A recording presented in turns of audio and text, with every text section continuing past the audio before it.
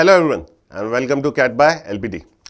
Basically हमारी एक series चल रही है 0 to IIM, जिसमें लास्ट वीडियो में हमने क्या बात करी थी, सर्कल से रिलेटेड बात करी थी। उससे पहले हम ट्राइंगल्स के भी पार्ट्स देख चुके हैं, लाइंस एंड एंगल्स पे भी बात हुई थी। तो इस सीरीज में हम क्या कर रहे हैं, बेसिक टू एडवांस हम अपना वो जो भी टॉपिक है, जो कैट लेवल का जो थ्योरी होती है या कैट लेवल के जो रिक्वायरमेंट्स होती है, उस हिसाब से हम अपने टॉपिक्स को आगे बढ़ाते जा रहे हैं। उसी सीरीज में आगे ज्योमेट्री तो हमारा कंप्लीट हो गया था। अब उस सीरीज में आगे we are starting with the mensuration part. We are starting with the mensuration part. अब मेंसुरेशन में क्या होगा वो हम देखेंगे। मेंसुरेशन में बेसिकली किस चीज़ पे ज़्यादा ध्यान देना पड़ता है, मेंसुरेशन में क्या चीज़ें हैं, तो वो सारे के सारे पार्ट्स पे देखेंगे अपन। तो ये पूरा का पूरा वीडियो आपके मेंसुरेशन की थ्योरी से रिलेटेड होगा। एंड ठीक है, एंड लास्ट में जाते जाते हम कुछ बेसिक लेवल ऑफ क्वेश्चन देखेंगे ताकि आपकी अंडरस्टैंडिंग्स बढ़ सके। कुछ चीज़ें याद रखिएगा, एक चीज़ जरूर मैं देना चाहूँगा आपको कि मेंसुरेशन जैसे चीज़ या ज्योमेट्री जैसी चीज़ अगर आपको करनी है तो यू हैव टू याद करना पड़ेगा, थोड़ा रटना पड़ेगा। रटना क्या है, तो फॉर्मूलाज को रटना पड़ेगा। और ये मेंसुरेशन तो पूरा पार्ट फॉर्मूला से रिलेटेड है, तो आपको फॉर्मूला को पढ़ना पड़ेगा, फॉर्मूला को रटना पड़ेगा, प्रॉपर्टीज देखनी पड़ेगी क्या क्या प्रॉपर्टीज होती हैं, तो फिर उस पर बात होगी तो अच्छा लगेगा। तो प्लीज़ आप इन सारी चीज़ों को याद करने की आदत डाल लीजिए कि मुझे याद करना है। आई थिंक सो क्लियर है। चलिए तो स्टार्ट करते हैं हम हमारे मेंसुरेशन के पार्ट से। मेंसुरेशन, अब मेंसुरेशन क्या है, 2D एंड 3D फिगर्स दोनों का देखेंगे। अब सिंपल सी बात है कि sir 2D and 3D figures होते क्या हैं। अब ये क्या फिगर्स हैं जो 2D और 3D के अंदर आते हैं। फॉर एग्जाम्पल अगर जैसे मैं आपसे कहता हूँ कि मेरे को एक स्क्वायर दो, तो आप क्या करते हो, एक पेपर पे स्क्वायर बनाओगे और मुझे पकड़ा दोगे। सिंपल सी बात है। तो जब वो आप वो पकड़ा रहे हो, तो अब अगर देखा जाए तो मैथ्स में दो तरीके की एक्सेस को डिफाइन किया गया था कि सर एक होती है आपकी एक्स एक्सिस, एक होती है आपकी वाई एक्सिस। सिंपल सी बात है। जब आपने मेरे को वो स्क्वायर पकड़ाया तो वो एक इस तरीके से था, इसका एक इस तरीके से था, तो दो एक्सिस तो थी, उसकी कोई दिक्कत नहीं। क्या वो पीछे की तरफ एक्सटेंड हो रहा था, क्या उसकी कोई थिकनेस थी, तो ऐसा तो कुछ था नहीं। तो 2D फिगर्स जो होते हैं उनकी क्या होती है, वो सिर्फ एक्स और वाई प्लेन पर ही लाई करते हैं। तो सिंपल सी बात है, याद रखिएगा, what are 2D figures. 2D figures are the figures जो कि सिर्फ एक्स और वाई प्लेन पर लाया करते हैं। लेकिन जब फॉर एग्जांपल मैं बात करता हूं, जब 3D फिगर्स की बात करता हूं, तो वो क्या होते हैं, आपके जेड एक्सिस पे भी लाया करते हैं। जैसे फॉर एग्जांपल ये आपके पास ये मोबाइल है, मेरे पास ये मोबाइल है, सिंपल सी बात है। अब आप देखो तो देखो सामने से, अगर इसको सिर्फ सामने सामने से देखो तो दिस इज अ रेक्टेंगल, लेकिन ये देखिए पीछे की थिकनेस को भी कंटेन कर रहा है। ये क्या कर रहा है, एक अपनी थिकनेस कंटेन कर रहा है। तो दैट्स वाई क्या हो जाएगा, ये आपका क्या हो गया, एक 3D फिगर हो गया। That's why it is called as a 3D figure, क्योंकि ये पीछे की तरफ एक्सटेंड हो रहा है, मेरी तरफ पीछे की तरफ भी आ रहा है। That's why it is a 3D figure. तो एक्स वाई एंड जेड तीन प्लेन्स में एक्सटेंड करता है। That's why it is 3D। 2D figures are the figures जो कि क्या होते हैं, सिर्फ आपके दो प्लेन्स पर एक्सटेंड करेंगे। आई थिंक सो क्लियर है, 2D एंड 3D फिगर्स। अब कौन कौन से फिगर्स 2D होते हैं, कौन कौन से फिगर्स 3D होते हैं, वो देखते हैं। चलिए स्टार्ट करते हैं ना। तो 2D एंड 3D फिगर्स कौन कौन से होते हैं। तो basically 2D figures are the flat shape figure, जो मैंने आपसे बात करी थी कि फ्लैट शेप फिगर्स आपके 2D फिगर्स होते हैं एंड आपके 3D फिगर्स होते हैं। तो 2D फिगर्स कौन कौन से हैं, ट्राइंगल्स, क्वाड्रिलेटर, सर्कल। अब क्वाड्रिलेटर्स के अंदर पैरेललोग्राम, ट्रेपेजियम दोनों आते हैं। फिर उसके अंदर पैरेललोग्राम के अंदर आप देख सकते हो रेक्टेंगल, स्क्वायर एंड रोम्बस। तो बेसिकली ये सारी की सारी चीजें आपकी किस में आती हैं, एक 2D शेप्ड फिगर्स में आ रहे हैं। तो हम इन सारे फिगर्स की बात करेंगे, हम इन सारे फिगर्स की बात करेंगे, इनसे रिलेटेड फॉर्मूलाज की बात करेंगे, और जो जो एग्जाम में आते हैं उन सारी चीजों की बात करेंगे। तो ये 2D फिगर्स में हम इन सारी चीजों की बात करेंगे, ये बात याद रखिएगा। ठीक है, चलिए तो स्टार्ट करते हैं नाउ। 2D फिगर्स में सबसे पहला फिगर हमारे पास, दिस इज अ रेक्टेंगल। तो हमने स्टार्ट कर रहे हैं सबसे पहले रेक्टेंगल से रिलेटेड बात कि एक रेक्टेंगल क्या होता है। तो एक रेक्टेंगल की डेफिनेशन ऐसे डिफाइन की गई कि it is a parallelogram with all the angles equal to the right angle. तो अब अगर कोई कहता है कि रेक्टेंगल एक क्वाड्रिलेटर है तो पार्ट क्वाड्रिलेटर गई। अगर आप बेसिकली देखो तो है तो पार्ट क्वाड्रिलेटर गई, लेकिन एक रेक्टेंगल क्या है, एक पैरेललोग्राम है। कैसा पैरेललोग्राम है, with all its angles equal to the right angle. ठीक है, इसके जो सारे एंगल्स होते हैं, देखिए ये यहाँ पे मैंने एक फिगर बना रखा है, यहाँ पर देखिए आप, तो कि सर इसके जो ये सारे एंगल्स हैं, देखिए ये वाला एंगल, ये वाला एंगल, ये वाला एंगल, ये वाला एंगल, ये सारे के सारे आपके क्या होते हैं, 90 डिग्री के होते हैं। तो रेक्टेंगल की फर्स्ट प्रॉपर्टी क्या कहती है कि एक तरीके का पैरेललोग्राम है, या आप कह सकते हो it is a type of a quadrilateral जिसके सारे एंगल्स इक्वल होते हैं और जिसकी ऑपोजिट साइड्स इक्वल होती है। वापस रिपीट करूंगा, रेक्टेंगल को अगर मैं डिफाइन करूंगा तो मैं ऐसे कहूंगा कि it is a type of a quadrilateral in which all its angles are equal, that is 90 degree, and the opposite sides are equal. तो याद रखिएगा यहाँ पे देखिए इसकी 4 साइड्स हैं बेसिकली आपके पास, तो ये साइड इक्वल हो गई और ये सारे के सारे एंगल्स भी क्या हो गए मेरे इक्वल हो गए। तो अब इसके अंदर क्या होता है, has 4 vertices, has 4 sides and 4 vertices होती है। पहला पॉइंट यही बोला है, हैज 4 साइड्स एंड 4 वर्टिसेस। दूसरा point, opposite sides are equal. देखिए इसकी अपोजिट साइड्स आपकी क्या है, इक्वल है, इसकी अपोजिट साइड्स इक्वल हो गई है। Opposite sides are parallel, equal and parallel, तो चलो इक्वल भी है और पैरेलल भी होंगी इसकी साइड्स, याद रखिएगा। आगे क्या बोलता है, all 4 angles are at right angle, सारे के सारे जो 4 एंगल्स हैं वो क्या होते हैं आपके राइट एंगल पे होंगे। And diagonal bisect each other and diagonals are equal and bisect each other. AC की जो वैल्यू होगी, जो ये देखो ये होता है एक डायगोनल, ऑपोजिट पॉइंट्स को जोड़ने वाली लाइन। तो सर जो AC होगा ना वो सर BD के बराबर होगा, पहली बात तो ये ध्यान रखिएगा। और जहां पर ये बाइसेक्ट होता है, यहाँ पर ये बाइसेक्ट हुए, तो ये और ये पार्ट इक्वल हो गया, ये और ये पार्ट इक्वल हो गया, तो बेसिकली ये क्या होंगे, हमेशा इक्वल होंगे। तो diagonal always are equal and bisect each other, याद रखिएगा। डायगोनल्स इक्वल होते हैं और बाइसेक्ट करते हैं दोनों को, तो ये बात याद रखिएगा। That is an example of a rectangle. तो 5 प्रॉपर्टीज रेक्टेंगल की याद रखिएगा। 4 साइड्स होती है, 4 वर्टिसेस होती है। पहला, ऑपोजिट साइड्स क्या होती है आपकी इक्वल होती है, इक्वल के साथ साथ पैरेलल भी होती हैं। Then the 4 angles are at right angles, और डायगोनल बाइसेक्ट ईच अदर होते हैं, और क्या होते हैं, diagonal bisect each other and are equal, याद रखिएगा। तो this is the part for your rectangle thing. Now अब आगे बढ़ते हैं, तो ये रेक्टेंगल की बेसिक डेफिनेशन और उसकी प्रॉपर्टीज पे बात होगी। तो sides of the rectangle are its heights, तो याद रखिएगा एक रेक्टेंगल की जो हाइट होती है वो उसकी साइड ही होती है। जैसे फॉर एग्जांपल मैं इसकी बात करूं कि इस रेक्टेंगल की हाइट क्या है, तो आप क्या कहोगे sir AB is the height, simple सी बात है। तो वो यही कह रहा है कि एक रेक्टेंगल की जो हाइट होती है, वो रेक्टेंगल की जो हाइट होती है वो उसकी साइड से होती है। इसके जो डायगोनल्स हैं इक्वल होते हैं, बाइसेक्ट ईच अदर करते हैं, वही मैंने बात करी है आपसे। तो याद रखिएगा square of a diagonal all length is equal to sum of the square of the sides length. तो क्या हो गया, अब इसकी जो लेंथ होगी, अब सिंपल सी बात है, ये निकालनी भी तो पड़ेगी। AC निकालो या BD निकालो, निकालना तो पड़ेगा ही। तो हमेशा याद रखिएगा AC square is equal to AD square plus of DC का स्क्वायर, प्लस ऑफ क्या होगा आपके DC के स्क्वायर के बराबर होगा, ये चीज याद रखिएगा। तो जब भी आपको डायगोनल की वैल्यू निकालनी होगी, तो this formula is for your diagonal. Basically ये डायगोनल का फॉर्मूला है। आप इसको ऐसे भी कह सकते हैं कि सर अगर ये लेंथ है और ये ब्रेथ है, तो आप इसको ऐसे कह सकते हैं कि सर जो डायगोनल होता है that is your D square is equal to L square plus of B square. याद रखिएगा जो डायगोनल होता है that is equal to your D square is equal to L square plus of B square, ये बात याद रखिएगा। तो D square is equal to L square plus of B square. Now going for area of rectangle. Area of rectangle क्या होता है, length into breadth होता है। फॉर्मूला जस्ट याद रखिएगा, एरिया का फॉर्मूला क्या है, length into breadth. Length into breadth कि सर लेंथ क्या होती है, लेंथ होती है ये वाली साइड, ये वाली साइड को आप क्या कह सकते हो, L कह सकते हो, और ये वाली साइड को आप B कह सकते हो। तो लेंथ इनटू ब्रेथ इसकी क्या हो जाती है, basically area of the rectangle बनाता है, याद रखना। तो area of the rectangle is length into breadth, remember it. Diagonal क्या होता है, the L square plus of B square, याद रखिएगा।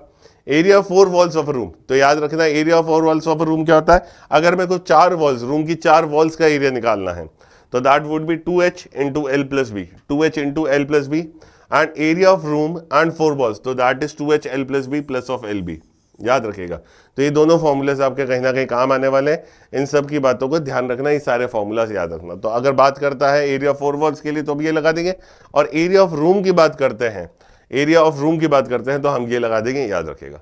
तो this is all about your rectangle. ये क्या है आपकी रेक्टेंगल की प्रॉपर्टीज और रेक्टेंगल की जो फॉर्मूलाज यूजफुल होते हैं वो है।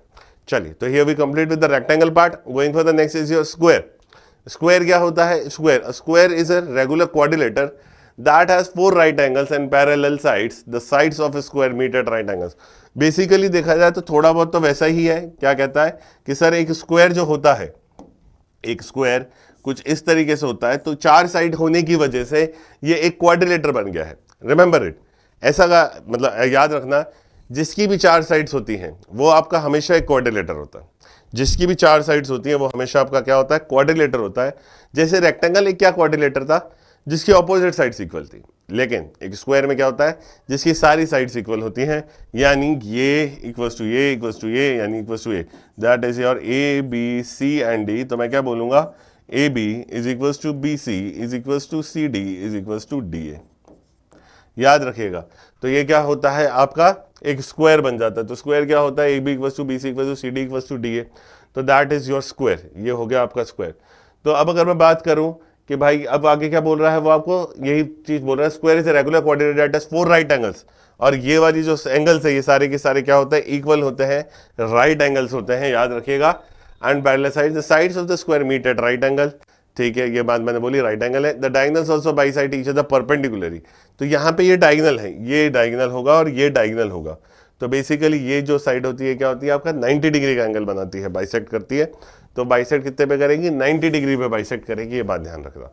तो डायगोनल्स होते हैं आपके इसके स्क्वायर के, वो क्या करते हैं 90 डिग्री पे बाइसेक्ट करते हैं, same property as that of rectangle. और क्या होते हैं, इक्वल भी रहता है, बाइसेक्ट करने के बाद में ये इसके बराबर, ये इसके बराबर। और always remember A C is equals to your B D, A C is equals to B D, ये भी होगा ही होगा। आई थिंक क्लियर है। तो स्क्वायर की प्रॉपर्टी क्लियर हुई, स्क्वायर कैसे बनता है वो क्लियर हुई, स्क्वायर की डेफिनेशन क्या है वो क्लियर हुई। Going for the next is your perimeter. तो पैरीमीटर क्या होता है इसका, 4a is your perimeter. Perimeter क्या होता है इसका, 4a पैरीमीटर होता है। अब इसकी एरिया की बात करें तो a स्क्वायर होता है, इसका एरिया क्या होता है, a स्क्वायर, या आप इसको ऐसे भी कह सकते हैं कि सर इसका क्या होता है, ये साइड स्क्वायर होता है। ये क्या होता है आपका, साइड स्क्वायर होता है। Area is equal to side square या a स्क्वायर, अगर आपने लेंथ a मानी है तो a स्क्वायर। फॉर एग्जाम्पल एक स्क्वायर की साइड 5 सेंटीमीटर है, पूछ लिया एरिया क्या है, तो 5 का स्क्वायर दैट इज 25, सिंपल। तो length of the diagonal is √2a, diagonal की लेंथ क्या होती है, √2a, 5 वाला है तो ये क्या हो जाएगा 5√2, खत्म। इन सर्कल रेडियस क्या होती है, साइड बाय 2। अगर आपने इसके अंदर एक सर्कल बनाया, जैसे ये एक इसके अंदर सर्कल है, तो इसके अंदर वाले सर्कल की रेडियस क्या होगी, साइड बाय 2, याद रखिएगा साइड बाय 2 होती है।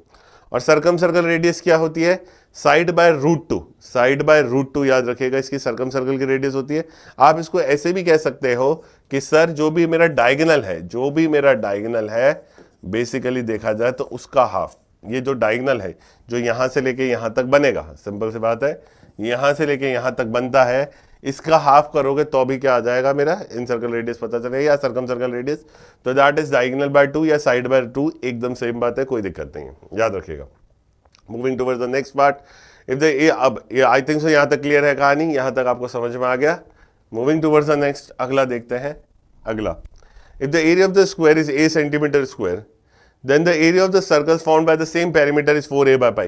Remember it, it's a common चीज है, वो पूछ लेता है कितनी बार, एक area of the circle a centimetre square है, then the area of the circle found by the, अब जैसे फॉर एग्जांपल उसने बोल दिया, इस तरीके से पूछता है कि सर एक एरिया सर्कल है, सॉरी फॉर एग्जांपल मान लेते हैं मेरे पास एक स्क्वायर है जिसका एरिया समथिंग मान लीजिए 36 है। अब 36 है, नॉर्मल सी बात है, तो अब वो कहेगा कि सर उस स्क्वायर को खोला और उससे एक सर्कल बना दिया, उस स्क्वायर को खोला और उससे एक सर्कल बना दिया। अब वो आपसे पूछता है कि सर बताइए उस सर्कल का पेरीमीटर क्या होगा, वट एवर इट इज। तो वो उस तरीके की चीजें आपसे पूछ सकता है। तो जो स्क्वायर खोला गया है और जो सर्कल बना है, भाई इनका जो पेरीमीटर होता है वो हमेशा सेम होता है, ये बात याद रखिएगा। सबसे पहली बात तो ये, ठीक है। तो अब आपको एरिया गिवन है और आपको पेरीमीटर निकालना हो तो डायरेक्ट 4a बाय पाई, खत्म, इससे ज्यादा कुछ करना ही नहीं है। If the area of the square is a centimetre square, for example 36 दे रखा है, तो मैं क्या कहूंगा, मान लीजिए जो मेरा a है वो कितना है, 36 है, जो मेरा a है वो कितना है, मान लीजिए 36 है। तो area of the circle found by the same perimeter is 4 × 36 upon pi. Remember 4 × 36 upon pi, ये याद रखिएगा। आई थिंक सो क्लियर है कहानी, 144 अपॉन पाई। अब फिर आप इसको आगे सॉल्व कर सकते हैं।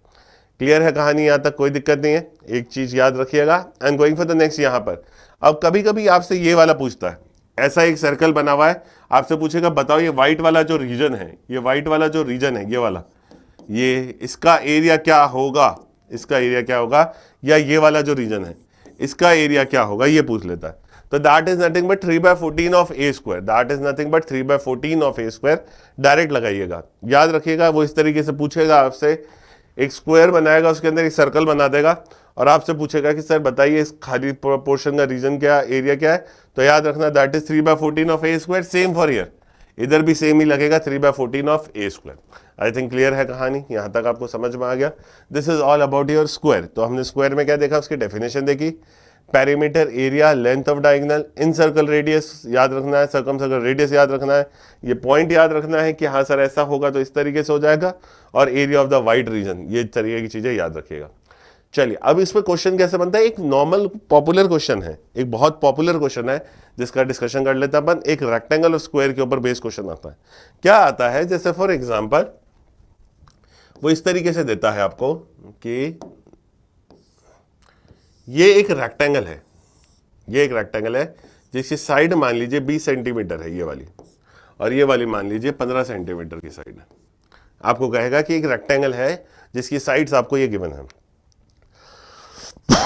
सॉरी, नाउ मैंने क्या करा, एक जॉगिंग ट्रैक बनाया, एक जॉगिंग ट्रैक बनाया अंदर की तरफ, मैंने एक जॉगिंग ट्रैक बनाया अंदर की तरफ। सिंपल सी बात है कि 20 है 15, एक जॉगिंग ट्रैक बनाया अंदर की तरफ जिसकी डायमेंशन, जिसकी ये जो डायमेंशन है ये कितनी है आपकी 2 सेंटीमीटर की है, जिसकी ये डायमेंशन कितनी है 2 सेंटीमीटर की इसकी ये डायमेंशन है, जिसकी ये डायमेंशन कितनी है 2 सेंटीमीटर की इसकी ये डायमेंशन है। सिंपल सी बात है। अब वो पूछता है कि सर बताइए, अब वो पूछता है कि सर बताइए इस जॉगिंग ट्रैक, ये जो बीच का ये जो जॉगिंग ट्रैक है, जो बीच का आपका ये जॉगिंग ट्रैक का इलाका है, यानी ये वाला इलाका, ये वाला,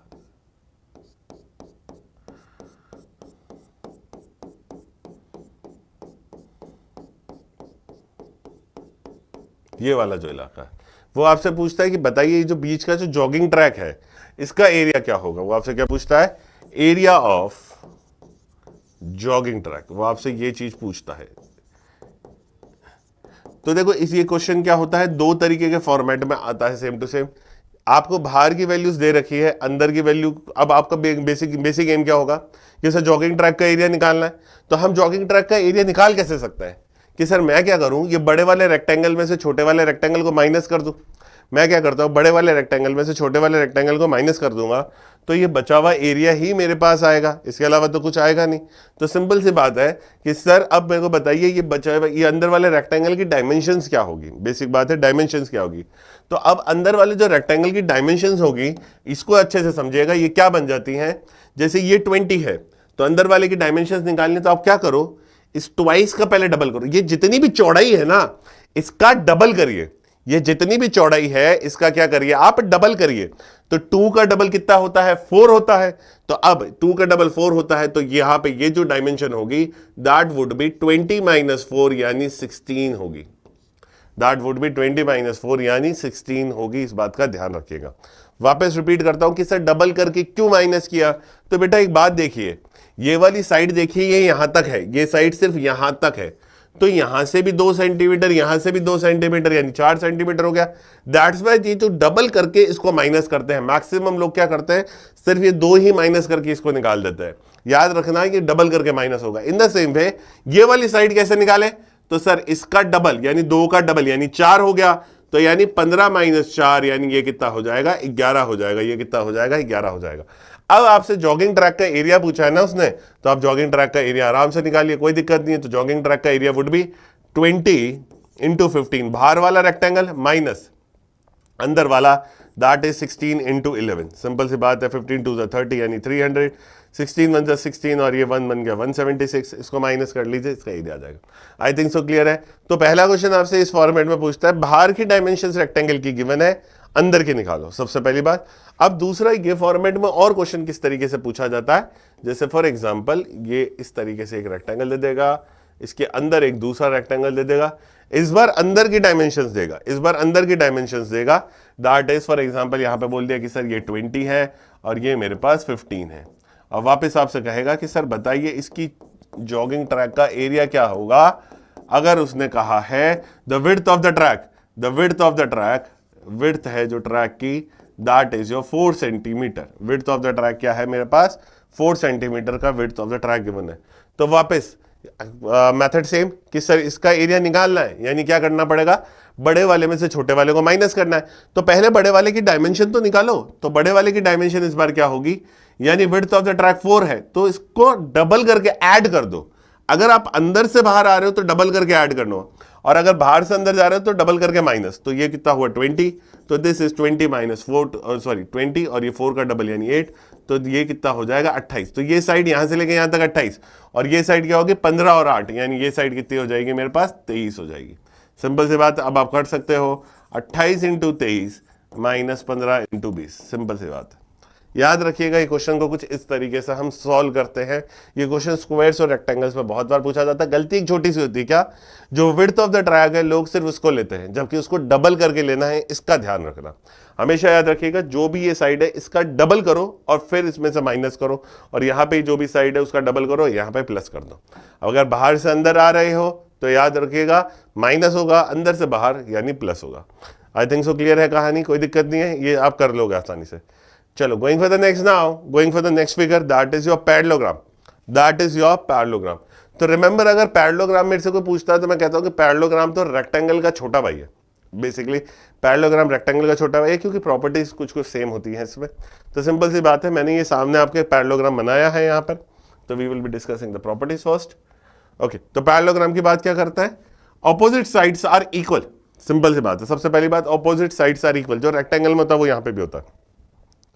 अपोजिट साइड्स इक्वल होंगे आपकी, opposite sides are equal, opposite sides are parallel, जो कि आपके रेक्टेंगल में भी होता था, पैरेलल होती थी। Think opposite angles are equal, opposite angles भी क्या होते हैं आपके, इक्वल हो जाते हैं। सिंपल सी बात है, जैसे ये और ये एंगल इक्वल होंगे, ये और ये एंगल इक्वल होंगे, सिंपल सी बात।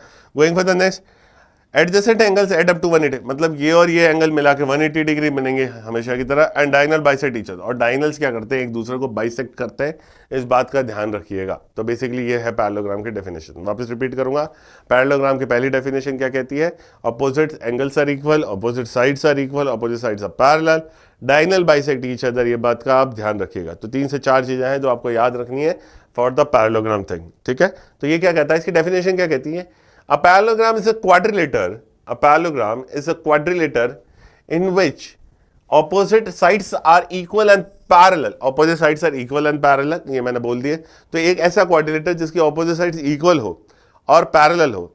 रेक्टेंगल से अंतर क्या है कि सर ये 90 डिग्री नहीं बनाता, रेक्टेंगल क्या करता था, 90 डिग्री बनाता, ये 90 डिग्री नहीं बनाता। तो parallel and equal, when two opposite sides of a parallelogram is called a basis, the distance between them is called a height। Simple सी बात है, the distance between them is called height। area of a parallelogram is base into height, area of the parallelogram is base into height। Please एक बात का ध्यान रखिएगा, मैं जब मैं एरिया ऑफ पैरेललोग्राम की बात करता हूं तो आप ऐसे नहीं कह सकते कि सर ये बी है, जो मान लेता हूं कि ये बी है, ये वाली साइड, तो ये भी क्या हो जाएगी, बी हो जाएगी। आप मेरे को ये नहीं कह सकते सर एरिया निकालना है तो ए इंटू बी कर लो, नहीं, एकदम गलत है। याद रखिएगा, हम इसमें हाइट को ड्रॉ करते हैं। ये हाइट मेरी क्या होती है, यहां से लेके यहां तक क्या होती है, ये ड्रॉ की जाती है, ये पूरी height, this is my height, ये हम अलग से लेते हैं, तो ये हाइट बनती है। अगर आप एक तो हाइट यहां से ये ले सकते हो, और एक हाइट आप ऐसे भी कर सकते हो, यहां से यूं ड्रॉ करो, इस तरीके से आप ड्रॉ करिए, तो ये यहां पे क्या हो जाएगी, हाइट हो जाएगी। अगर आप ये हाइट ले रहे हो तो आपको बेस BC लेना पड़ेगा, रिमेंबर इट। अगर आपने ये हाइट ली है, जैसे फॉर एग्जांपल मैंने कहा ये AE है, आपने अगर AE हाइट ली है तो आपका बेस BC बनेगा। तो इसका फॉर्मूला क्या बन सकता है कि सर सिंपल सी बात है, मैं इसमें ये कह सकता हूं AE into BC, AE into BC, ये हो जाएगा। और अगर आपने ये हाइट ली है, यानी BF, अगर मैं इसको मेंशन आउट करता हूं तो ये होगा BF। अगर BF मेरी हाइट है तो मेरी हाइट जो बेस होगा वो मेरा CD बेस होगा। याद रखिएगा, ये गलती होती है लोगों से, लोग क्या करते हैं साइड को हाइट मान लेते हैं इसके अंदर, जो कि एकदम गलत है। तो इसका ध्यान रखिएगा, हाइट एंड साइड में डिफरेंस होता है, वो कभी भी सेम नहीं हो सकते हैं। I think so clear. तो area of the parallelogram is base into height and the perimeter is sum of any two consecutive sides. तो वापस वही, ये तो सेम टू सेम उसी के जैसा ही है जो आप उसके अंदर पढ़ चुके हो, दैट इज L+B का फॉर्मेट। सिंपल सी बात है, L+B का फॉर्मेट। यहाँ पे मैं कहूंगा तो मैं कहूंगा वो सामने वाली ये A है और ये वो B है, तो मैं ये कहूंगा ट्वाइस ऑफ A+B। सिंपल सी बात है, याद ही रखिएगा ये सारी चीजें। Opposite sides of parallelogram equal, opposite angles of a parallelogram are equal, ठीक है। Diagonals of a parallelogram divided intersection point, ये सारे के सारे, ये जो पॉइंट है ये पॉइंट O मान लेते हैं।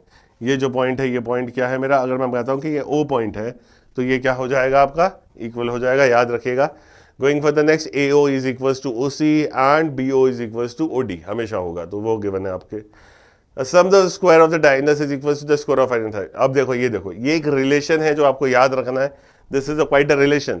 वो क्या कहता है, डायगोनल, ये बेसिकली AC और BD क्या है मेरे पास, डायगोनल्स है। AC और BD क्या है मेरे पास, डायगोनल्स है। तो ये क्या कह रहा है, अगर मैं इसको लिखूंगा यहाँ पे तो कि sir D1 square plus D2 square, d1 square plus d2 square ये गिवन है, और ये क्या होता है, sum of the squares of the diagonal is equal to the sum of the square of the four sides, यानी sum of the square of the four sides के बराबर, यानी A B square plus B C square C D square plus A D square. ये याद रखिएगा, ये direct relation है, कभी कभार यूज हो जाता है, कभी कभार यूज हो जाता है, कभी कभार डायगोनल की वैल्यू के लिए वो पूछ सकता है आपसे, तो इसका ध्यान रखिएगा। डायरेक्ट फॉर्मूला है, डायरेक्ट ही याद रखना है कि सर क्या है ये रिलेशन, ये कुछ रिलेशन इस तरीके से A C square plus B D square बराबर A B square B C square, सारी साइड्स का सम, बेसिकली चारों साइड्स का सम आपका ये होगा। गोइंग फॉर द नेक्स्ट, आप इसको ऐसे भी कह सकते हो d1 square plus d2 square is equal to twice of A square plus B square. आप इसको ऐसे भी कह सकते हो, क्यों, क्योंकि ये भी, और जो बेसिकली ये बात है कि ए बी और सी डी बराबर होंगे, बी सी और ए डी वैसे ही बराबर होंगे, तो आप इसको ऐसे भी कह सकते हो, कोई दिक्कत नहीं। और अगर अब इसके अंदर ये जो दूसरा फॉर्मूला, ये मैंने हेरॉन्स फॉर्मूला लिखा है ट्राइंगल का, तो बेसिकली मैंने क्या कहा है कि सर ये ए है, ये बी है, तो ये वाली साइड क्या हो जाएगी, सी हो जाएगी। This is your A, this is your B and this is your C, ये मेरी सी है। तो बेसिकली क्या हो गया कि सर ये एक ट्राइंगल बन गया, ये क्या बन गया, एक ट्राइंगल बन गया। तो अब इसके अंदर आप क्या कर सकते हो, हेरॉन्स फॉर्मूला लगा सकते हो। तो कि सर मैंने इसका एरिया ऐसे निकाला, एस इंटू एस माइनस ए, बस यहाँ पे ये 2 सेट कर दिया। क्यों, क्योंकि ये एक ट्राइंगल है तो ये दूसरा भी एक ट्राइंगल होगा। तो आप हेरॉन्स फॉर्मूला के थ्रू, अगर ये एक ट्राइंगल गिवन है, that is A, this is the C and this is B, तो यहां पर भी सेम वही। तो अब इसका क्या कर लीजिए, ट्वाइस कर लीजिए, तो इस पैरेललोग्राम का एरिया आ जाएगा। रिमेंबर इट, अगर आपको ये पता है तो ये तो बेस्ट ही है, कोई दिक्कत नहीं है। बट अगर आपके पास डायगोनल की वैल्यू आ चुकी है तो आप ये भी लगा सकते हो, इसमें कोई दिक्कत नहीं होगा, इसमें कोई दिक्कत नहीं होगा, इस बात का ध्यान रखिएगा। आई थिंक सो क्लियर है कहानी, चीजें आपको समझ में आ गई होंगी किस तरीके से चल रही है। तो दिस इज योर पैरेललोग्राम, ये क्या है आपका पैरेललोग्राम है। Going for the next now, it is rhombus. अगला क्या है आपका, रोम्बस है। जैसे मैंने पैरेललोग्राम के लिए क्या बोला है, रेक्टेंगल का छोटा भाई, उसी तरीके से मैं रोम्बस को क्या बोलता हूँ, स्क्वायर का भाई बोलता हूँ। तो अब क्योंकि प्रॉपर्टी सेम होंगी, तो कौन सी प्रॉपर्टी सेम है, सारी साइड्स इक्वल है। सबसे पहली प्रॉपर्टी जो सेम आती है वो आती है सारी साइड्स क्या सेम होना, यानी AD जो है मेरा, जो मेरा AB है, that is equal to BC, BC equal to CD and CD equal to DA। तो याद रखिएगा AB is equal to BC is equal to CD and equal to DA। तो ये सारी साइड्स हमेशा क्या होती है मेरी, बराबर होती हैं, इस बात का ध्यान रखना। All the sides of the parallelogram equal, then this parallelogram is called a rhombus. Diagonals of rhombus are mutually perpendicular, ये क्या है, एक दूसरे के परपेंडिकुलर हैं। AC is perpendicular BD and all these things and divides this angle into, ये जो angle बीच में बनता है ये हमेशा 90 डिग्री का एंगल बनेगा, याद रखना। and divides this angle into 2 parts, ठीक है, BCA and CBD, ठीक है। तो अब ये आपको एक एंगल गिवन है और कुछ नहीं गिवन है। एरिया ऑफ द रोम्बस क्या होता है, half into product of diagonals, यानी AC इंटू BD। हम इसको कहते हैं half into D1 into D2, half into D1 into D2, ये बन गया। और AC square plus BD square, AC square plus BD square, that is your D1 का स्क्वायर प्लस ऑफ D2 का स्क्वायर बराबर, D1 का स्क्वायर प्लस D2 का square हमेशा मेरे साइड के बराबर होगा, याद रखिएगा। D1 square plus D2 square मेरे साइड के बराबर होगा, दैट इज अ रिलेशन, याद रखना, डायरेक्ट रिलेशन है। चलिए, तो this is all about your rhombus. ये जो बात हुई थी हमारे रोम्बस के बारे में बात हुई।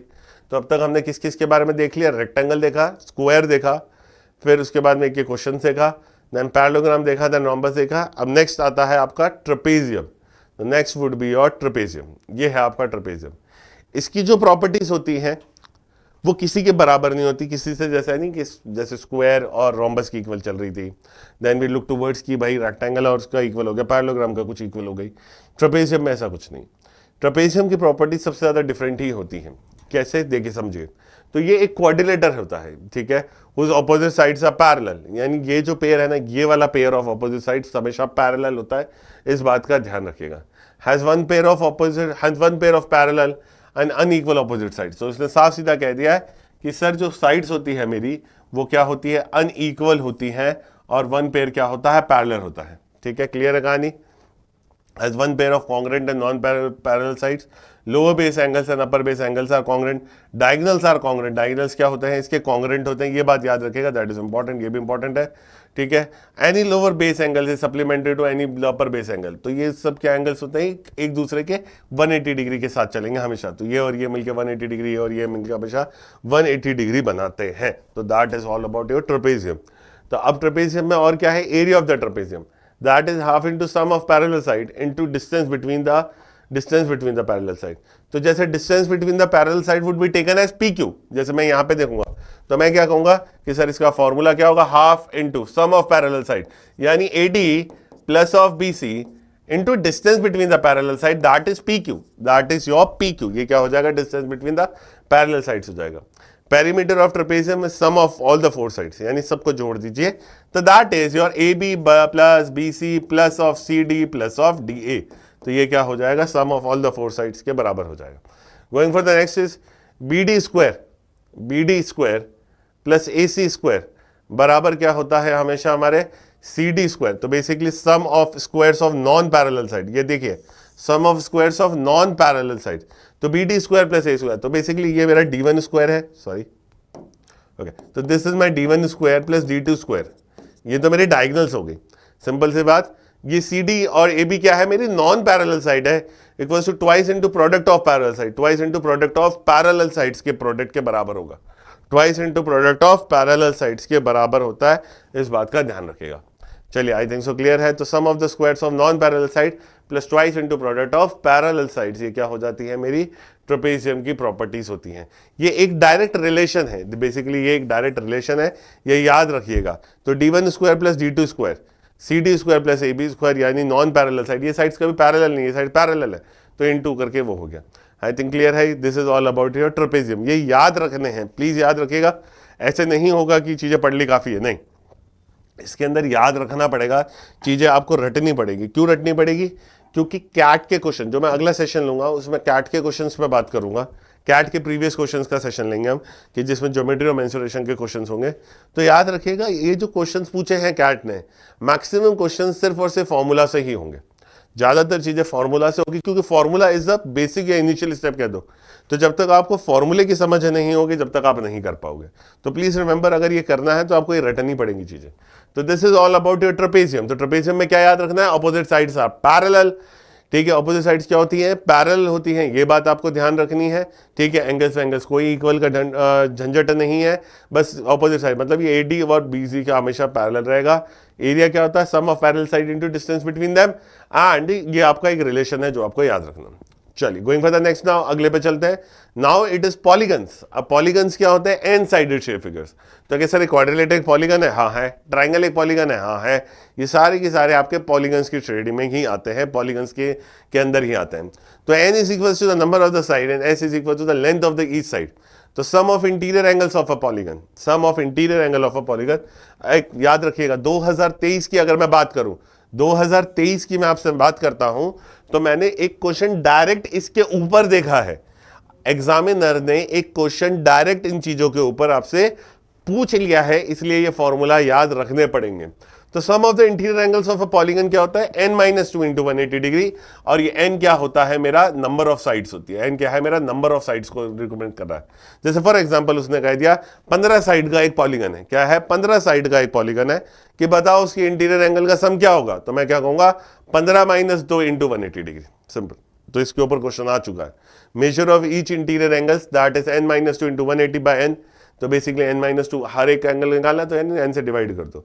सम of exterior angles is 360 degree, ठीक है। Measure of each exterior angle that is 360 by n, and the number of diagonals in n sided polygon is n into n-3 by 2, n into n-3 by 2। याद रखिएगा, ये सारी चीजें किसकी बारे में बात हुई है, पॉलीगन्स के बारे में बात हुई है, ये याद रखना। Direct formula based question 2023 slot 3 आई थिंक सो, जिसके अंदर ये डायरेक्ट क्वेश्चन पूछा गया था, इसके ऊपर ही आया था, ठीक है। ऐसा जितना मेरे को याद आ रहा है कि हाँ वो तो है, और भी उसके अलावा क्वेश्चन होंगे जो बेसिकली डायरेक्ट फॉर्मूलाज पे पूछे गए हैं। तो मैंने इसके अंदर एक आपके लिए टेबल बनाई है छोटी सी, जिसमें ट्राइंगल्स अगर है 3 साइड है, तो each interior angle 60 degree, exterior angle 120 degree, और नंबर ऑफ ट्राइंगल्स डायगोनल्स 0 होते हैं इसके अंदर। क्वाड्रिलेटर की अगर बात करूं तो 4 90 डिग्री 90 डिग्री और 2 डायगोनल्स होते हैं, आपको पता ही है। पेंटागन में 5, ईच इंटीरियर एंगल 108 डिग्री बन जाता है, ईच एक्सटीरियर एंगल 72 डिग्री और नंबर ऑफ डायगोनल्स 5 बनेंगे।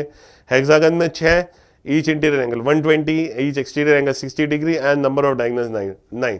एंड ऑक्टागन के अंदर ये होता है। याद रखिएगा, हेक्सागन जो होता है वो 6 इक्विलेटरल ट्राइंगल्स को मिला के बनाया जाता है। याद रखिएगा, वापस रिपीट करूंगा, when I talk about hexagon, कभी कभी हेक्सागन के ऊपर बात हो जाती है, उठ जाती है। तो जो हेक्सागन होता है वो 6 इक्विलेटरल ट्राइंगल्स को मिलाकर बनाई गई चीज है।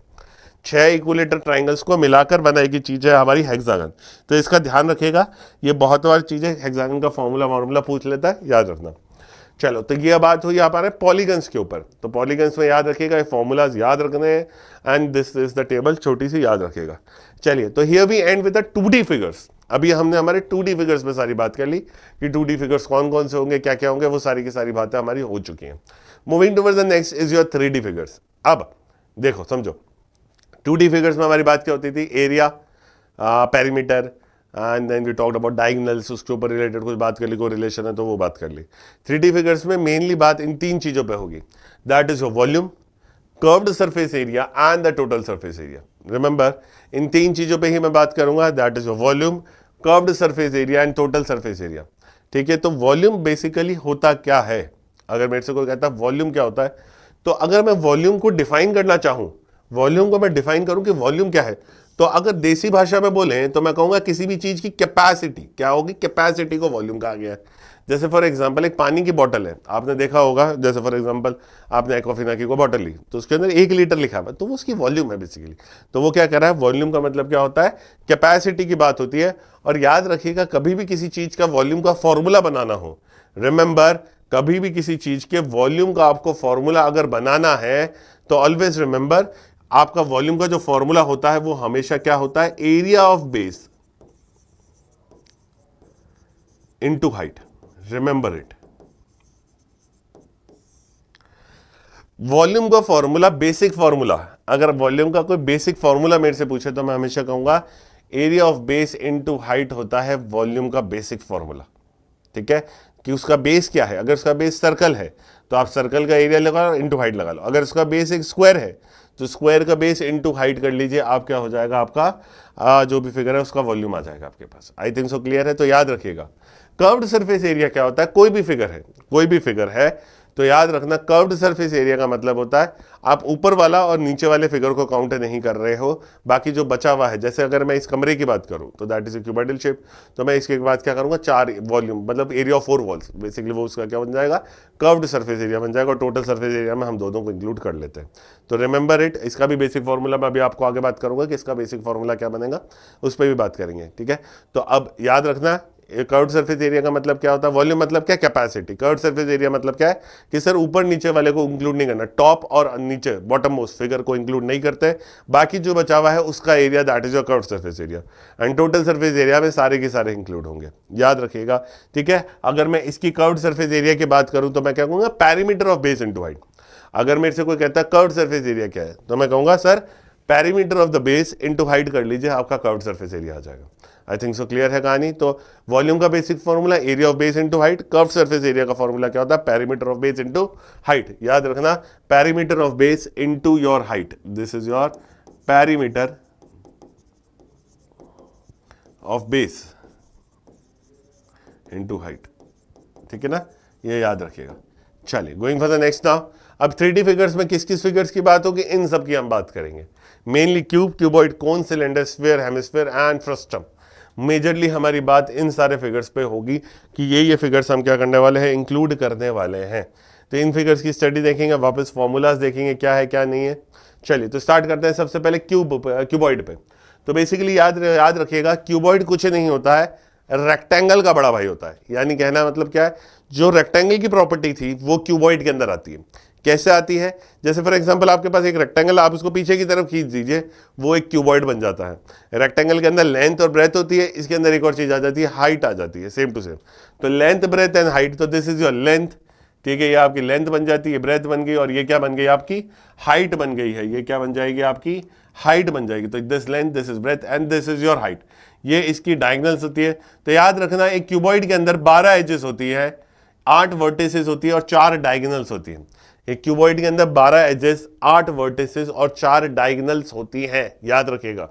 अब इसकी वॉल्यूम की बात करें तो वॉल्यूम होती है इसकी L into B into H. Volume क्या होता है इसका, length into breadth into height. Always remember, diagonal क्या होता है, डायगोनल होता है L square plus B square, under root of L square plus B square plus H square. याद रखिएगा, डायगोनल होता है। And diagonal is the longest cord.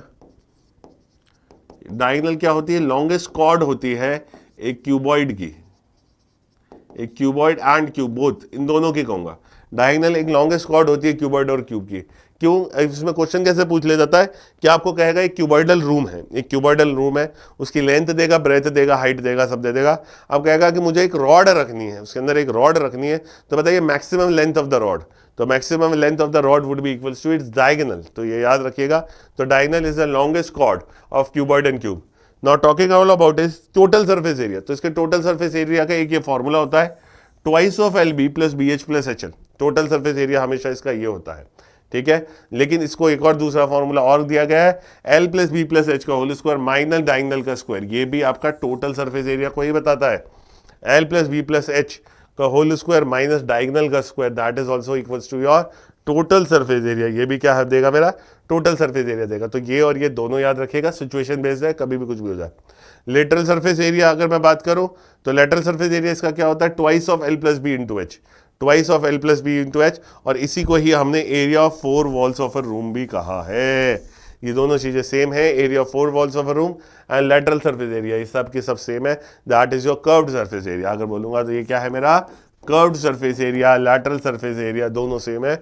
और एक क्यूबॉइड में क्या होता है? ये हमेशा एरिया ऑफ 4 वॉल्स होता है, क्योंकि ऊपर नीचे को तो इंक्लूड नहीं कर रहा ना, तो 4 वॉल्स ही तो बची।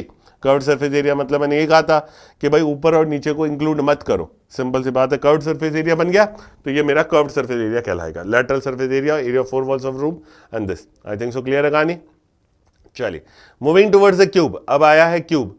क्यूब की क्या होती है? क्यूब स्क्वायर का छोटा भाई या स्क्वायर का बड़ा भाई कह सकते हो है, क्योंकि इसकी सारी डायमेंशंस बराबर होगी। तो ये सारी की सारी एक दूसरे के बराबर होती है, इसलिए तो साइड ऑफ द क्यूब अगर ए है तो वॉल्यूम बन जाता है ए क्यूब। या आप इसको वॉल्यूम को ऐसे भी डिफाइन कर सकते हो, surface area by 6 under root of surface area by 6 का whole cube. Surface area by 6 का होल क्यूब आपका क्या बन जाएगा?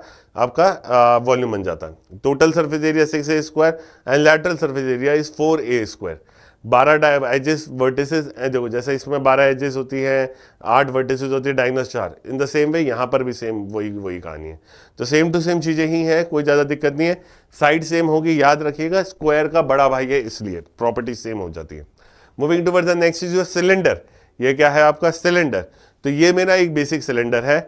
अब यहां से लेके यहां तक ये जो चीज है ये कहलाती है हाइट। ये रेडियस है और ये रेडियस है। तो वॉल्यूम ऑफ द सिलेंडर क्या होती है? Pi are square h. Basically volume of the cylinder pi are square h. You can see that कि ये मैं पाई आर स्क्वायर एच लिख रहा हूं, पाई आर स्क्वायर एच, जिसके अंदर ये पाई आर स्क्वायर तो basically area of the base है। ये मेरा क्या है? एरिया ऑफ बेस है, और इनटू मैंने क्या कर दिया है? हाइट कर दिया है। That is equals to your volume of the cylinder, that is equals to your volume of the cylinder. Total surface area क्या है? 2 pi r h plus r. Total surface area क्या होता है? 2 pi r h plus are. And C A से इसका क्या होता है? 2 pi r H. C A से क्या हो जाएगा इसका? 2 pi r h. I think so clear है कहानी, यहाँ तक कोई दिक्कत नहीं है। तो कर्व्ड सरफेस एरिया हो गया, टोटल सरफेस एरिया क्या होगा? वॉल्यूम हो गया। याद रखिएगा, डायरेक्ट चीजें हैं। Going for the next is your cone. तो कोन में ये एच होती है, ये आर होती है, ये एल होती है। तो L is equals to your slant height. L is equals to your slant height. ये जो एल है ये क्या है? आपकी एक स्लैंट हाइट को रिप्रेजेंट कर रहा है। ये आपकी स्लैंट हाइट है, और जो स्लैंट हाइट होती है that is always equals to your R square plus H square. ये हमेशा इसके बराबर होती है। स्लैंट हाइट किसके बराबर होती है? R square plus H square के बराबर होगी, याद रखिएगा, सिंपल। तो इसका जो वॉल्यूम बनता है, याद रखना, एक सिलेंडर में से ऐसा कहा जाता है, जो ये सिलेंडर होता है, हम उसमें से 3 कोन निकालते हैं। हम उसमें से ये 3 कोन निकालते हैं। दैट्स वाई जो वॉल्यूम ऑफ द कोन होता है वो 1/3 बन जाता है सिलेंडर का, यानी 1/3 of pi are square h. Simple सी बात है। अगर सरफेस एरिया की बात करूं तो that is pi R L plus r, basically pi R L plus r. और इसका लेटरल सरफेस एरिया या कर्व्ड सरफेस एरिया की बात करूं तो that is your pi are l. तो कर्व्ड सरफेस एरिया इसका पाई आर एल बन गया, और वो क्या बन गया? सरफेस एरिया क्या बन गया? Pi R L plus r. Simple, pi R L plus r इसका क्या हो गया? कर्व्ड सरफेस एरिया हो गया। Lateral surface area pi are l हो गया। आई थिंक सो क्लियर है। याद रखिएगा 3-4 चीजें हैं इसमें। सबसे पहला volume, that is 1/3 of cylinder, 1/3 of cylinder, that's why 1/3 of pi are square H. अगर मैं बात करूं इसकी टोटल सरफेस एरिया की, तो that is your pi R L plus are, and curved surface area is pi are L. Remember it, याद रखिएगा। और स्लैंट हाइट क्या होगी? Under root of R square plus of H square. I think so clear है कहानी। This is all about your cone. Moving towards the next, अगले पे चलते हैं अब अपन। स्फेयर एंड हेमिस्फेयर, तो मैंने स्फेयर और हेमिस्फेयर को सामने इसलिए रखा ताकि याद रखने में आसानी रहती है, और कोई बात नहीं है। तो जैसे स्फेयर 4/3 पाई आर क्यूब होता है, तो वो क्या हो जाता है, वॉल्यूम उसका हाफ हो जाता है, बेसिकली 2/3 पाई आर क्यूब हो जाता है। स्फेयर का आधा करोगे तभी हेमिस्फेयर मिलेगा, तो वॉल्यूम 4/3 है, तो ये कितना बन गया, 2/3 बन गया। सरफेस एरिया इसका 4 पाई आर स्क्वायर है, तो इसका सरफेस एरिया कितना हो गया, 2 पाई आर स्क्वायर हो गया। इसका सरफेस एरिया कितना हो गया, 2 पाई स्क्वायर हो गया। उसका डायमीटर d है, यानी 2r के बराबर, रेडियस d/2 है, इस चीज का ध्यान रखेगा। तो अब इसके अंदर दो ही चीजें होती है, एक तो होता है वॉल्यूम होता है, एक होता है आपका सरफेस एरिया होता है। इसका एक और चीज होती है, that is your total surface area, that is 3 pi are square, that is your 3 pi are square. इसका याद रखेगा। इसके अंदर से दो ही चीजें होती है, वॉल्यूम एंड सरफेस एरिया, ठीक है। क्योंकि कर्व्ड सरफेस एरिया इसका कैसे निकलेगा, ऊपर नीचे कुछ है ही नहीं, सिंपल सी बात है, सिंपल। तो ऊपर नीचे के अंदर है ही नहीं, तो इसके अंदर सिर्फ एक सरफेस एरिया होता है, that is your 4 pi square. उसके अंदर वॉल्यूम हो गई, सरफेस एरिया हो गया और टोटल सरफेस एरिया हो गया, याद रखिएगा। तो this would be equals to your 3 pi are square. Moving towards the next, आगे बढ़ते हैं। Frustum, this is your frustum, ये है frustum of a right circular cone. Frustum basically अगर आप देखें तो कुछ इस तरीके का फिगर है, ये आपका फिगर है, दिस इज योर R1 मान लो and this is your R2 मान लो, और ये इसकी हाइट है h। तो ये क्या बन गया, एक फ्रस्टम बन गया। अगर मैं बोलूं तो फ्रस्टम की डेफिनेशन में बोलूंगा तो घर में जो आपकी बकेट होती है वो that is an perfect example of a frustum to understand, because उसका डायमेंशन ऊपर से बड़ा हो जाता है, नीचे से ये छोटा हो जाता है, तो that is quite an example of a frustum. तो फ्रस्टम का फॉर्मूला क्या है, वॉल्यूम का 1/3 pi h R1 square plus R2 square plus R1 R2, curved surface area उसका pi L R1 plus R2, and total surface area वापस क्या बन जाता है, pi L R1 plus R2 pi R1 square plus pi of R2 square. तो this is an example of a frustum, ये एक frustum है, और फ्रस्टम का फॉर्मूला आपके ये 3 फॉर्मूला से जिसके ऊपर काम होगा हमारा सारा का सारा। रिमेंबर इट, ये इस तरीके से बनता है। आई थिंक सो क्लियर है कहानी, कोई दिक्कत नहीं है कि यहाँ पे कुछ समझने में कोई प्रॉब्लम है, सारी चीजें आई थिंक क्लियर ही हैं। चलिए, तो अब बनते हैं, फ्रस्टम हो गया, and the last part is your prism. अब लास्ट पार्ट हमारा क्या है, प्रिज्म। तो देखिए प्रिज्म क्या होता है, प्रिज्म को समझते हैं। अब प्रिज्म क्या होता है, प्रिज्म किसी भी शेप का हो सकता है। मैं अगर बोल रहा हूं कि प्रिज्म मेरा क्या हो सकता है, किसी भी शेप का हो सकता है, तो अब प्रिज्म वो क्या होता है, बेस चेंज करता है। प्रिज्म में क्या होता है, वो बेस चेंज करता है। जैसे फॉर एग्जांपल उसने कहा कि सर एक ट्रायंगुलर प्रिज्म, प्लीज समझिएगा बहुत अच्छे से क्योंकि थोड़ा कंफ्यूजिंग रहता है। तो जैसे फॉर एग्जांपल मैंने कहा ट्रायंगुलर प्रिज्म है, तो triangular base prism, triangular base prism, this is एक ट्रायंगुलर बेस प्रिज्म है मेरे पास। तो जब मैं ट्रायंगुलर बेस प्रिज्म की बात कर रहा हूं तो मैं बेसिकली बात यही कह रहा हूं कि एक ये इक्विलेटरल ट्रायंगल है। ये क्या है, एक इक्विलेटरल ट्रायंगल प्रिज्म की मैं आपसे बात कर रहा हूं, ठीक है। अब वो इसके अंदर अलग अलग चीजें आपसे पूछेगा। सबसे पहले वो आपसे पूछता है कि वॉल्यूम क्या होगा। इसमें क्या पूछा, वॉल्यूम क्या होगा। तो यू नो दैट कि सर जो वॉल्यूम होता है, क्या होता है वॉल्यूम, वॉल्यूम जो होता है that is your area of base into height होता है। ये मैंने सीखा है हमेशा, अभी मैं आपको बता चुका हूं। तो एक area of base, area of base क्या होगा, जब अब नॉर्मल सी बात है ना, सोच के देखिए यार कि एरिया ऑफ बेस, इसके अंदर एक ट्रायंगल है, नीचे की तरफ एक ट्रायंगल आया है, नीचे की तरफ एक ट्रायंगल आया है आपके। तो एक ट्रायंगल आने की वजह से अब एक इक्विलेटरल ट्रायंगल आया, तो एरिया ऑफ बेस क्या होगा, एक ट्रायंगल है इक्विलेटरल ट्रायंगल, तो उसका एरिया ऑफ बेस क्या होगा, √3/4 इंटू ए स्क्वायर और इंटू ऑफ हाइट। तो that is nothing but √3/4 A square H, √3/4 A square H. इसका क्या हो गया, वॉल्यूम बन जाएगा। उसका क्या बन जाएगा, वॉल्यूम बन जाएगा। Now talking all about is your curved surface area. Now talking all about is curved surface area, CSA की बात करता हूं मैं। तो अब मैंने क्या कहा था, CSA के अंदर आपको बोला था perimeter of the base into height. तो अब पेरीमीटर ऑफ द बेस यानी 3a इंटू एच, तो दैट इज योर 3AH। ये क्या बन गया आपका, 3AH बन गया। और अब मैं आपसे बात करता हूं टोटल सरफेस एरिया की। तो टोटल सरफेस एरिया क्या हो जाएगा इसका, टोटल सरफेस एरिया अगर बात करी जाए तो टोटल सरफेस एरिया इसका हमेशा होता है CSA प्लस ट्वाइस CSA। देखो याद रखिएगा, ये डायरेक्ट फॉर्मूला है, डायरेक्ट चीजें याद रखने का, क्योंकि वो कोई भी बेस दे देगा तो आपको याद रखना है कि सर क्या करना है, area of the base CSA रखा twice of area of the base, याद रखना। यानी CSA कितना हुआ, 3AH plus twice of area of base यानी √3/4 ए स्क्वायर। तो बेसिकली क्या बन गया, 3AH प्लस ट्वाइस तो हट गया √3/2a²। तो ये बन गया। तो याद रखिएगा, ये इस तरीके से आपको याद रखना है। अगर बेस क्या हुआ, इसका ट्राइंगुलर बेस दिया, तो क्या सर हमेशा ट्राइंगुलर बेस देगा? नहीं, ऐसा कोई जरूरी नहीं है। वो आपको एक स्क्वेरिकल बेस भी दे सकता है, वो आपको स्क्वेरिकल बेस भी दे सकता है। तो जैसे फॉर एग्जांपल किसी ने मेरे से कहा सर स्क्वेरिकल बेस है, क्या है? स्क्वेरिकल बेस है। क्या है? स्क्वेरिकल बेस है इस बार। तो स्क्वेरिकल बेस के लिए क्या करूं मैं? तो वापस तो वॉल्यूम क्या होगा? सिंपल सी बात है, मैंने बोला area of the base, area of the base square है एक, तो स्क्वायर का एरिया क्या होता है? a² into height. तो दिस बिकम्स योर a²h। फिर एग्जांपल CSA की मैं बात करूं, तो CSA क्या हो जाएगा? इसका पेरीमीटर ऑफ द बेस। तो पेरीमीटर ऑफ द बेस यानी स्क्वायर का perimeter, that is 4a into h। And TSA की अगर मैं बात करूं तो क्या होता है? देखो CSA कितना है? 4AH plus of twice of area of the base यानी ट्वाइस ऑफ a²। तो twice of a² that becomes TSA। तो वॉल्यूम CSA और TSA कुछ इस तरीके से बन गए स्क्वेरिकल बेस की अगर मैं बात करूं। तो क्या सर वापस हमेशा क्या स्क्वेरिकल बेस मिलेगा? नहीं, ऐसी कोई जरूरत नहीं है। वो आपको दूसरा बेस भी दे सकता है। मान लीजिए क्यूबिकल बेस दे दिया उसने आपको, वो आपको क्या दे सकता है? वो आपको एक सिलेंड्रिकल बेस भी दे सकता है, क्यूबिकल बेस भी दे सकता है, या क्यूबॉइडल बेस भी आपको दे सकता है। तो किसी भी तरीके का बेस दे, आपको हमेशा बस इसी तरीके से अपना करते जाना है। फॉर एग्जाम्पल क्यूबिकल बेस दे दिया, मान लेता हूं कि उसने कहा कि नहीं सर ये तो क्यूबिकल बेस है, तो जब मैं इसका वॉल्यूम की मैं बात करूंगा, जब मैं इसके वॉल्यूम की बात करूंगा तो वो क्या हो जाएगा? वापस अगर मेरा बेस क्या है? क्यूबिकल है, मैंने मान लिया कि मेरा बेस क्या है? क्यूबिकल है, ठीक है। तो अब इसका वॉल्यूम क्या हो जाएगा? Area of base. एक क्यूब का बेस क्या होता है? स्क्वायर होता है। तो area of the base is a² into h, और एक क्यूब की h भी a के बराबर ही होती है, तो this becomes your a³। Simple सी बात है। तो आई थिंक सो समझ में आई कहानी। तो area of the base into height that is your a³ बन जाता है इसके अंदर। सिंपल सी बात। Going for the next is your CSA। अगर मैं से बात करता है इसकी CSA की, तो वापस एरिया ऑफ द बेस, नहीं sorry, perimeter of the base that is your 4a, वापस h, तो बन गया 4a²।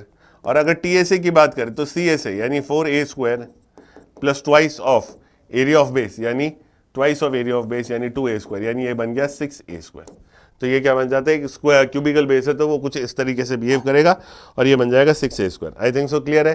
क्यूबॉइडल बेस की बात करें तो आपको क्यूबॉइडल को यूज कर देना, ठीक है। हेक्सागोनल बेस की बात करें तो हेक्सागन क्यूबॉइडल बेस होगा। तो याद रखेगा उसका क्यूबॉइड, एक क्यूबॉइड का बेस क्या होता है? वो एक रेक्टेंगल होता है। क्यूब का बेस क्या होता है? एक स्क्वायर होता है। दैट्स व्हाई मैंने स्क्वायर है इसलिए a² यूज किया। एक क्यूबॉइड का बेस क्या होता है? एक रेक्टेंगल होता है। तो L इंटू बी के फॉर्मेट में काम होगा, याद रखिएगा। तो जो भी आंसर आएगा वो L इंटू बी के फॉर्मेट में आएगा, याद रखिएगा। अब वो इसमें आपको कुछ भी दे तो आप इसको सॉल्व कर सकते हो। याद रखिएगा बेसिक फॉर्मूलाज याद रखिए, area of base into height, perimeter of the base into height and curved surface area plus twice of area of base. ये याद रखिएगा, तीनों चीजें इंपॉर्टेंट है, प्लीज याद रखिएगा। वापस रिपीट कर देता हूं, volume is area of base into height, curved surface area क्या होगा मेरा? Perimeter of base, perimeter of base into height. Simple सी बात है, याद रखिएगा। ये तीनों चीजें आपकी मोस्ट इंपॉर्टेंट में हैं, ये तीनों चीजें आपकी मोस्ट इंपॉर्टेंट में, प्लीज याद रखिएगा। चलिए moving towards the next now, अगले पे चलते हैं। अब जैसे इसी तरीके से मैंने ये आपको एग्जांपल दिया, जैसे ट्राइंगुलर है तो आप ये half b into H into L, ठीक है। आप इस तरीके से ये फॉर्मूलाज हैं, ये याद रखना चाहो तो डायरेक्ट रख सकते हो, डिराइव करके करना चाहो तो डिराइव करके कर लो, वट एवर यू लाइक आप इसमें कर सकते हैं। चलिए तो here we end with a mensuration formulas thing, ठीक है। तो ये हमारे क्या थे? मेंसुरेशन के जितने भी थे फॉर्मूलाज थे जिसमें हमने बात करी है। चलिए तो आई थिंक सो आपको ये चीजें समझ में आ गई होंगी, मेंसुरेशन के फॉर्मूलाज एंड ऑल। चलिए तो नेक्स्ट क्लास के अंदर हम क्या करेंगे? नेक्स्ट क्लास में हम इसके आगे बढ़ेंगे, ठीक है।